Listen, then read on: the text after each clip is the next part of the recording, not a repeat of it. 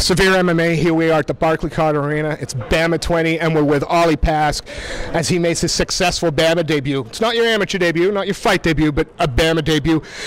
First round stoppage. Oh, does it get any better than that? No, not really. You know, you don't get paid for overtime. I just went out there, I seen the opportunity, and I took it. Stuck his neck out there, just choked him out. You say you don't get paid for overtime. I think it's as an amateur you don't get paid at all. It's just a saying. It sounds cool. You know, it must mean something. You know, it's a local event. People who have seen you fight before know what you're going to bring to the table and know you're a guy to watch out for. But how cool is it to fight on an event like BAMMA, not just BAMMA, but in your hometown where it's easy for people to come and support you? Yeah, it's great. You know, it's great to have that exposure so early on.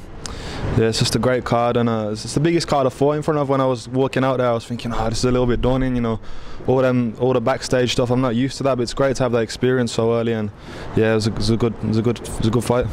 You know, a lot of people are going to ask, well, you've appeared on BAMMA, you've had a big win, you're on, you know, your amateur career is still fairly young. Are you in any rush to go pro, or do you see you've got a few fights left at the amateur level just to sharpen your skill set?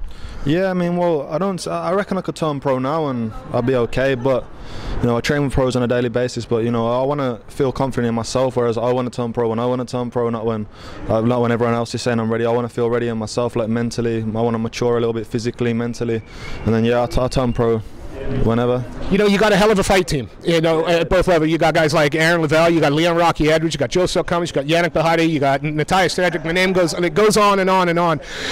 How much confidence does the team give you before you enter a fight like this? Yeah, it gives me a lot of confidence. You know, we have harder fights in the gym than we have in actual fights. You know, we have killers in the gym every day, like sparring with them, working out with them. You know, getting my ass kicked. So when I come in, I'm always thinking, you know, I'm not fighting a UFC caliber guy. So yeah, it's great. It's great for me. Obviously, BAMMA may be cutting out on the amateurs, and you know, I think that leaves a bit of a hole. But you know, are you anxious to stay busy? When would you like, ideally, when would you like to step into the cage again?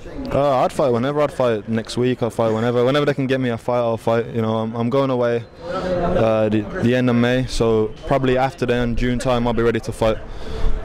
You know, you've had fighters on, you know, very successful and very respected BC MMA. Is that the kind of organization you'd like to compete with? Yeah, definitely. You know, I was meant to fight there last time, but I pulled out due to an injury, unfortunately. So yeah, if that comes up, the opportunity to fight on them again, I'll definitely take it. You know, maybe fight for a belt or something. Just get some rounds in. And just to sum up the performance tonight, again, in front of the biggest crowd you fought in front of, you know, sum up as succinctly as you can. How do you feel now? Do you feel like you've been in a fight? Do you feel like it, or is the adrenaline still pumping? How do you feel? I feel alright, man. I got caught with a few silly shots, you know. I'm my own worst critic, so go back, work on my boxing a little bit, and come back stronger. You're at the camp to do that with. Ollie, thank you so much for your time. Pleasure watching you perform tonight. Thank you. Thank you.